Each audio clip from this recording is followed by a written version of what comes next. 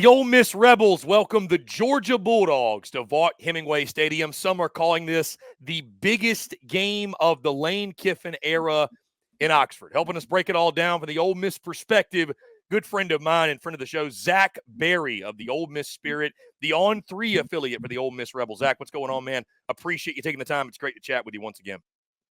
What's up, Chris? I'm excited for you to experience Oxford for the first time. And I mean, I don't think there's a better weekend to do it, man.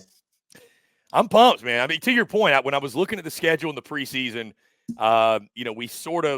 we allowed the schedule to be flexible, but I felt really confident, Zach, this was going to be the Ole Miss game I attended. Obviously, I want to see the Grove at its peak, see the Vaught at its peak, and couldn't think of a better weekend, man. Excited to link up with you too, man. So I'll ask you this on that note before we get into the on-field stuff, the football stuff, whatever. Your best advice for someone in my position coming to the city of Oxford and experiencing an Ole Miss game day, especially one of this magnitude for the very first time. What's your best advice? Where to go? What to do? Things I've got to make sure I check off the list before I leave. Yeah, so you're getting into town a day early. I would try to get to the square at a reasonable time, late morning.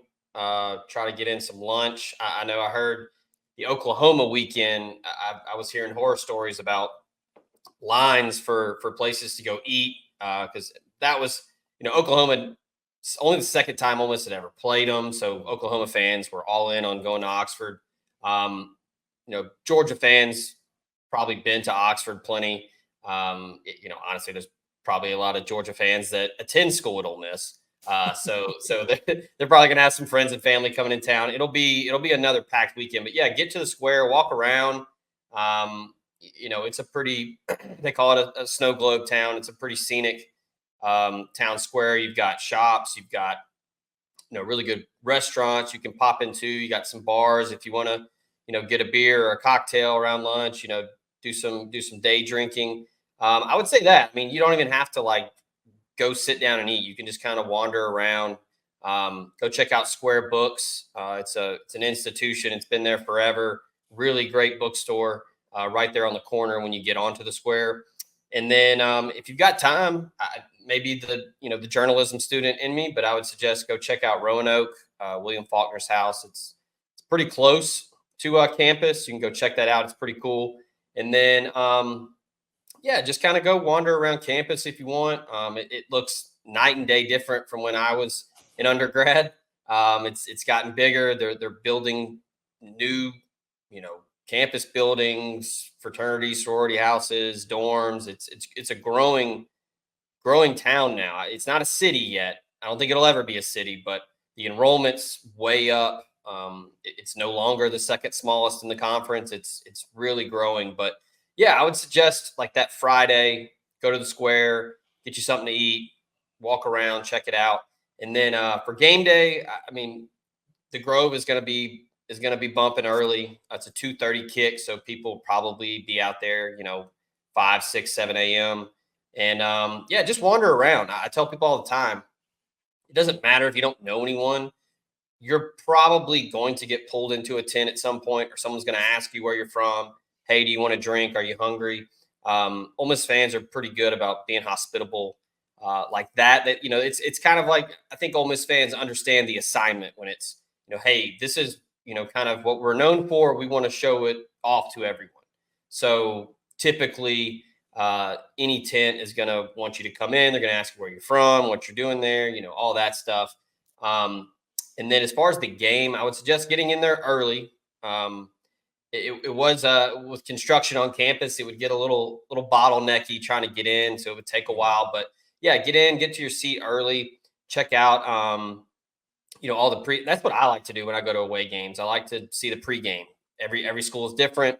How do they do pregame?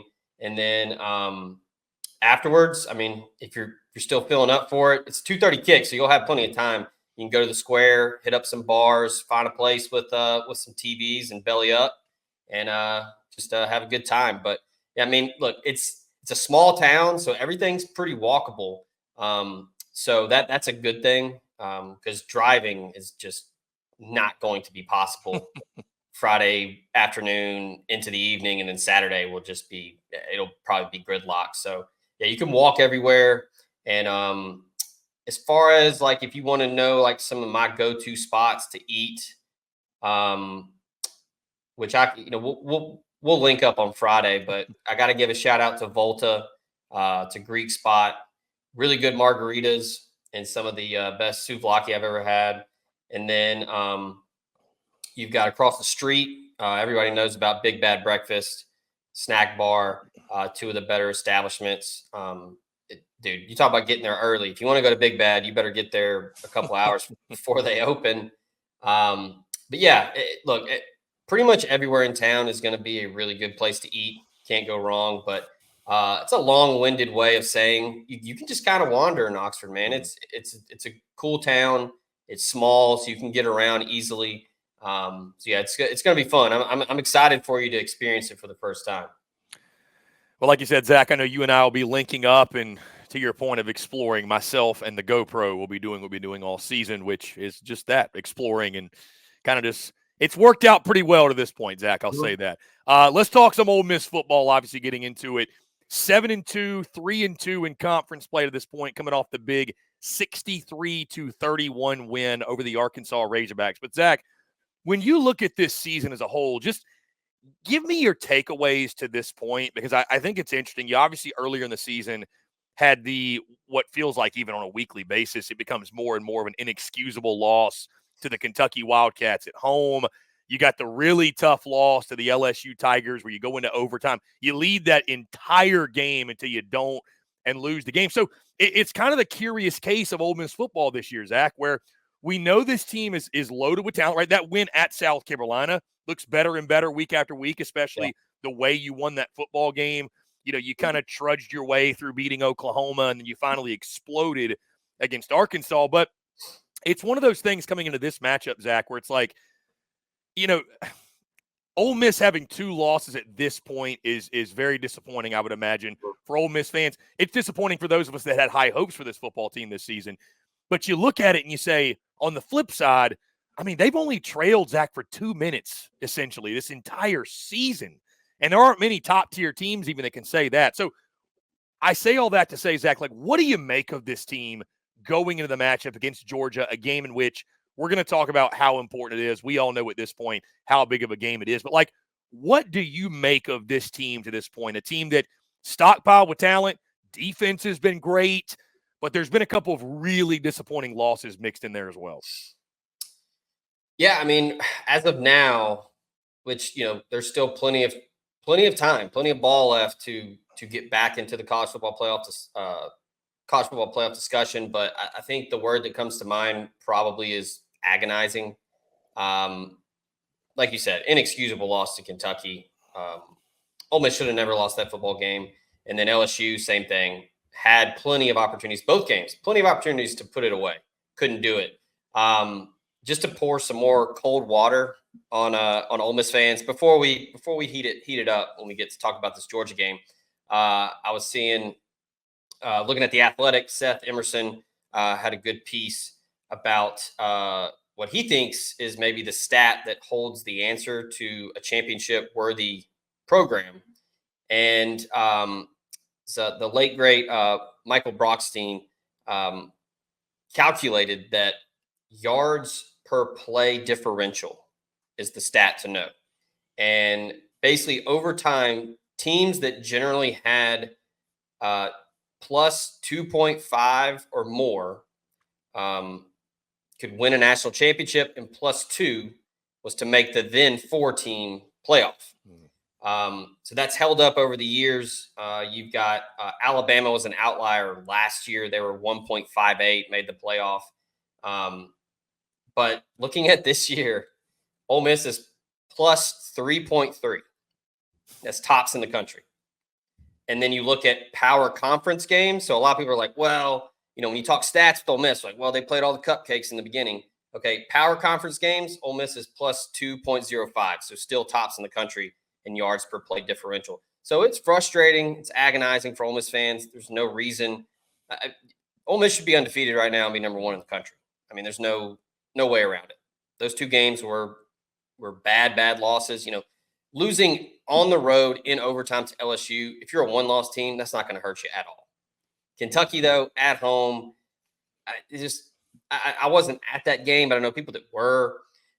People thought the team was maybe a little too high, weren't really focused. I don't want to say took Kentucky lightly, but kind of got punched in the mouth and didn't really have a response after that first drive, and then end up giving up the 4th and 7. You could argue all day that it was a push off, but look, there were tons of opportunities. Kentucky basically put it into cruise control and was just playing not to lose at a certain point in the third quarter. And Ole Miss just couldn't take advantage. Same thing with LSU. Defense played great, didn't sack Garrett Nussmeier, but had 21 pressures, which is absurd, and had plenty of chances, couldn't get it done, losing overtime.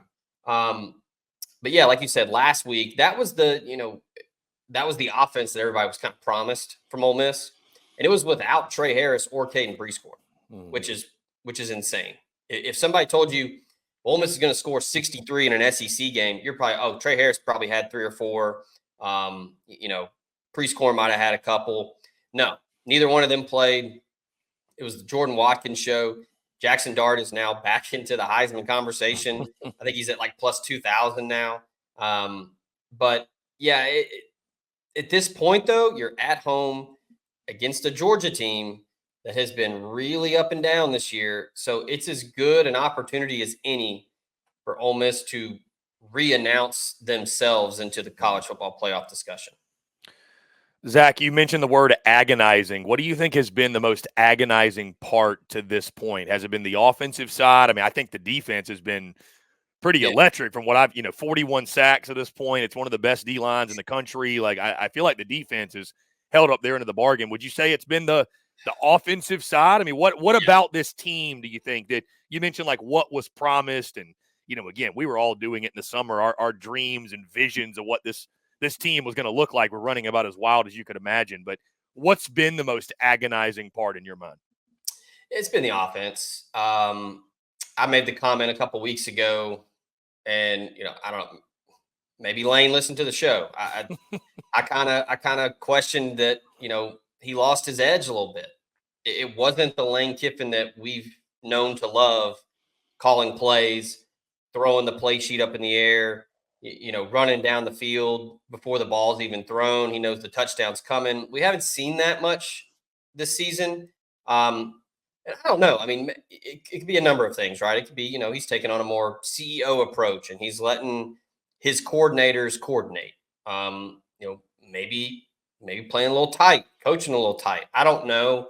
But yeah, through the first, 6 games of the season, it just wasn't the same Lane Kiffin. He didn't look like he was having fun. The body language was just, very stiff. Lane's a very laid back guy. And I just didn't really see that. We saw it on Saturday against Arkansas. We saw it from Jackson Dart too. They stall in the red zone to open the game, visibly upset, visibly angry. I wasn't there. You can read lips though. You can kind of figure out what he was talking about. The play calling's probably been the most frustrating thing for me as an amateur, viewer of college football and a guy that watches a lot of football and tries to watch a lot of film and look at the all 22 and see what Ole Miss does.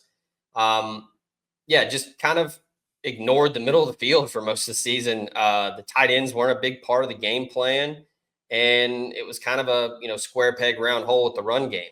The offensive line has really struggled, and that's what's frustrating too. I think it's the most experienced offensive line in terms of games started in the country.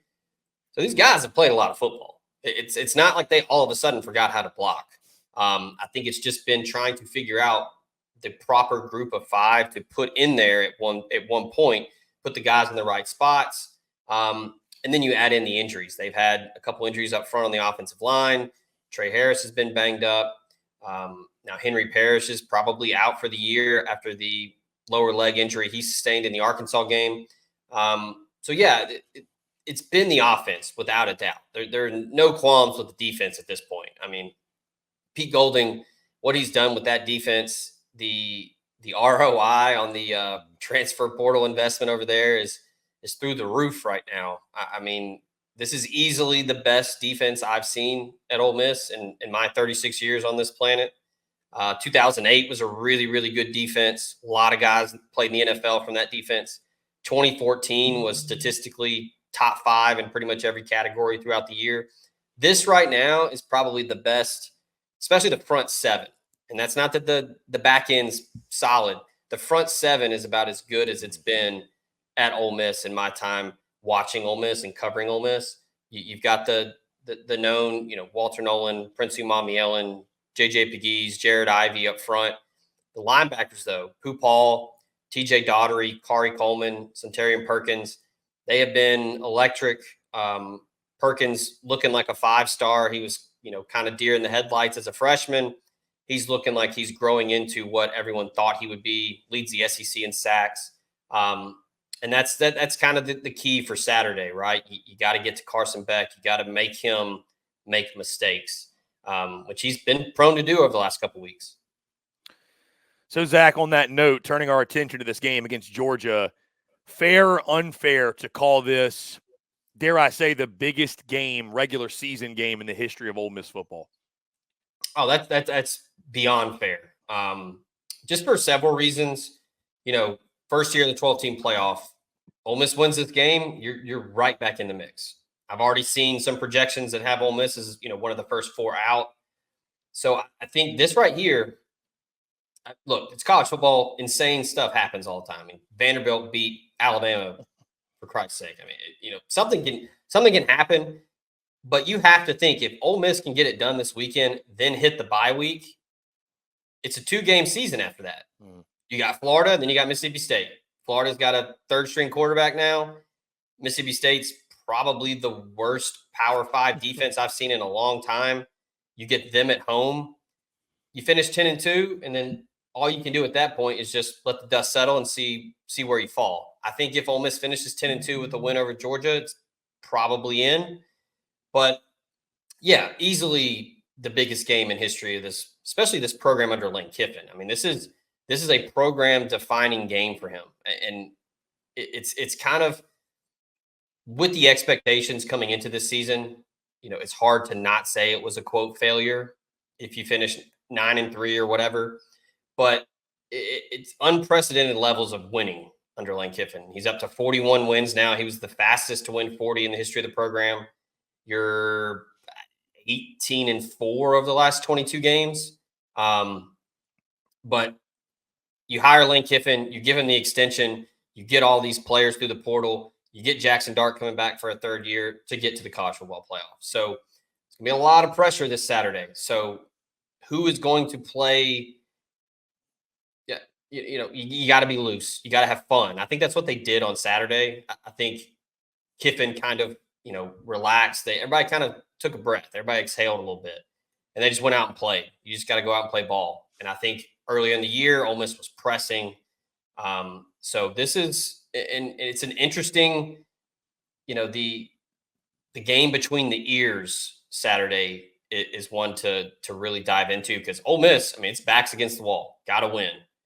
Georgia, I'm not going to say Kirby's saying this in the locker room, but those players know, hey, we could probably afford to lose one more. Like, we don't have to win this one. So how does that work? Ole Miss gets out to a fast start. 14-0, 17-3. I'm not saying Georgia's going to quit.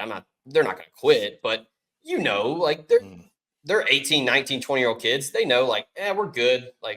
We just got to go out and beat Tennessee the next week.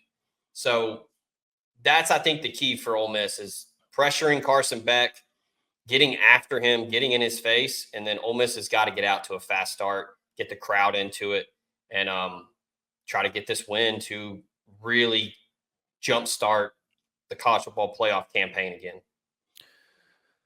Zach, when you take a look at Georgia, areas of opportunity you think for Ole Miss where you think they can win some matchups and maybe exploit the Dogs, and areas of concern for the Rebels, that things that Georgia does well that you're looking at and keeping a close eye on going into Saturday that could give Ole Miss a little bit of trouble? Yeah, I think for Ole Miss, it's you got to pick your spots to take shots, and you have to capitalize. Early in the season, Dart just missing deep shots, underthrowing guys, just didn't really look the same as he did last year when he was just really, really good downfield, especially in that Peach Bowl against Penn State. Last week, though, I mean, and I know a lot of people are going to say, well, it's Arkansas. Well, Arkansas is not bad. I mean, Arkansas is a good football team. Beat Tennessee, good defense. I mean, Landon Jackson's going to play on Sundays for a long time. They held him in check. I think that's going to be the key for Ole Miss is you have to know where Mikael Williams and Quay Walker are at every play. You have to know where those two guys are. Getting in front of them, blocking them, giving Jackson Dart time to deliver the football.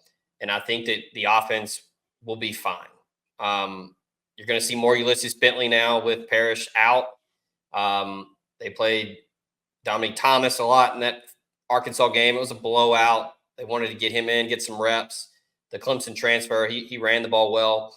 And then, is Rashad Amos going to be ready? The Miami of Ohio transfer. What's Logan Diggs' availability? He's been on the shelf rehabbing from the knee surgery. There's been some rumors that he might be ready for Florida. Will he be ready for this one? I think they'll probably hold him out, get him a couple weeks, bye week, and then maybe see what he's got against Florida. But I don't think Ole Miss has to be wildly successful running the football, but you got to keep Georgia honest. And so, yeah, if Jackson Dart's uniform is fairly clean, I mean, it's going to get a little dirty because he's going to run. But yeah, if you can keep him upright, Georgia has shown that they're susceptible to some big plays. And I think the emergence of Daquan Wright last week, that's a matchup nightmare for anybody. Mm-hmm. So keeping them honest with the run, but being able to deliver downfield and hit your shots. And I think Ole Miss has got a really good opportunity to put some points up on Georgia. And then, yeah, areas of concern outside of Williams and Walker off the edges, I think you have to get to Carson Beck. He's not been as good as he was last year, but he's still a good quarterback. He can still deliver the football. Doesn't have the weapons he had last year. Brock Bowers is not coming out the locker room for this one. Lab McConkey's not there anymore. But they've still got dudes over there. Georgia recruits well. They're going to have some players. I think if Ole Miss can, and they've done it all year, Chris, the best against the run in the SEC and one of the best in the country against the run, you can slow down ETN and everyone else that Georgia's going to run the football with. I think that if you make Carson Beck get into passing situations, predictable passing situations, where Pete Golding can dial up some pressures, maybe you can, do some phantom stuff at the line, drop back, have him throw a pick. If you get short fields against Georgia, that's when you can really, really start cooking and make them pay. So, yeah, I think defending the run, done it all year. You got to do it at home. And then pressuring Carson Beck are the keys for Ole Miss defensively. And then, yeah, like I said, you got to know where number 10 and number 13 are at all times. Zach, piggybacking off that, you took me to my next question. If you had to pinpoint, you mentioned a few of them there, but key or keys to the game that Ole Miss has to accomplish in order to pull off this win. Because to your point, let's call it for what it is. Ole Miss's 2024 season will be remembered for what happens on Saturday. Period, point blank, end of discussion with college football playoff expectations and hopes. For this season to be a success, like you said, you got to win this football game. Mm-hmm. Yeah, I mean, I think it starts up front. The offensive line has been, they would tell you, the guys would tell you, they've been bad. The pressure rates that Jackson Dart faced through the first 8 weeks of the season, some of the worst in the country. When Dart has time, you saw it last week. I mean, the pass pro was excellent. He's going to carve you up. So if he can stay upright, if you can give him time to deliver the football, it's going to put Georgia in hell. Because when throughout his career, if he has time, Jackson Dart can really make you pay. I mean, he rewrote half the record book last week. And, Jordan Watkins looked the part. He'd been kind of, hampered by some nagging injuries throughout the early part of the season. He looks full go. Trey Harris is going to play, is what I'm hearing. He suited up last week. He didn't even go through warmups, though. I think that was going to be like a, break glass in case of emergency type thing. He ended up taking his pads off. He will play on Saturday. I would be shocked if number 9 is not out there. But yeah, I think fast start, that's big. I think when Lane Kiffin offenses get off to a fast start, especially at home, get that crowd into it. Vaught Hemingway Stadium's not the loudest in the SEC, but it's probably going to be another attendance record on Saturday. When the Ole Miss fans are engaged, that place can get loud. And I think fast start, put the pressure on Georgia to have to respond. And this year, Carson Beck has struggled. He's had, I think, he had some crazy stat where he joined a couple guys that have thrown 3 picks and still won in consecutive games. So Georgia is winning in spite of him, throwing these interceptions. But I think if Ole Miss can get short fields, make him turn it over, you combine that with a home crowd that is just chomping at the bit to get after it. This is people are salivating for this game. They are ready to see if Ole Miss can step up and win this one. I think if Ole Miss can get off to a fast start and the defense is business as usual, then Ole Miss has a really good chance to pull off an upset here. It's going to be a fun one at Vaught Hemingway Stadium. Again, we will be boots on the ground there in Oxford, Mississippi, and in the Vaught to check out Ole Miss and Georgia. And we're going to link up with my good buddy, Zach Berry of the Ole Miss Spirit. Does a fantastic job talking all things Ole Miss football, recruiting, everything in between. Zach, for those who have been living under a rock, let them know where they can check out all of your great work. Yeah, check us out, OMSpirit.com. We're an affiliate of On3. Come over there and join us right now. I can throw out a promo code for you. We got a special. If you want to come join us, it's $1 for your first week, and then you get half off an annual sub. So that's, a full year that you get half off. And if you want to check us out, you can come do that. And then when you do, you can get that nice discount there. So you don't even need a promo code anymore. You just sign up and you get it. You can check us out on wherever you get your podcasts. Talk of Champions is the podcast network. We've got tons of stuff there. And then on YouTube, you can check us out, OMSpirit on YouTube as well. And we do everything. Basketball got kicked off last night. A lot of hype around both men and women basketball. And then, of course, we'll have football coverage, recruiting, all of that at omspirit.com. And then if you want, you can follow me on Twitter at Zach_Berry. And we have a lot of fun. And if you want to come join the conversation in the message board, we'd love to have you. Zach, you're the man. I appreciate you taking the time and looking forward to linking up with you this weekend. Yeah, buddy. I'll see you Friday.